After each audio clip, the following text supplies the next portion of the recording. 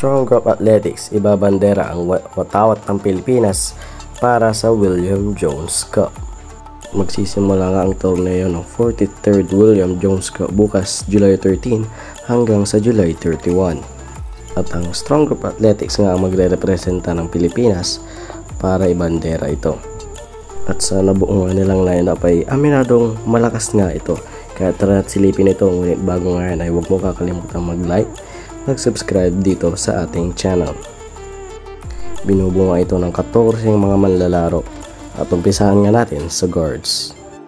Sa mga guards nga yan dyan ang promising point guard na si RJ Abarientos, short shooter Jordan Heading, high flyer Ren Sabando at ang team captain at masasabi natin best point guard sa SGA ngayon na si Kiefer Ravena. Kung mapapansin nyo nga ay mga dating mukha na at nakapaglaro na nga sa Gilas Pilipinas ang mga napiling gwardiya ng SGA. Sa mga forwards naman ay bubuin nila Dave Ildefonso, Kylan Chongson at itong si Aden Liwag.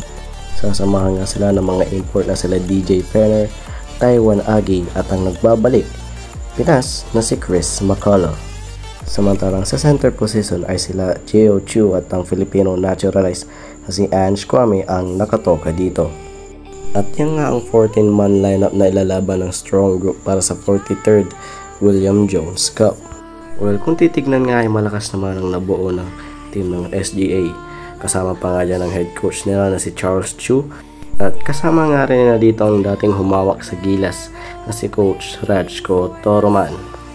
Ngunit hindi nga rin biro ang makakaharap na bansa ng SGA dahil marami nga rin mga malalakas na teams. Kabilang na nga dito ang Japan at ang USA na kasali din sa torneo.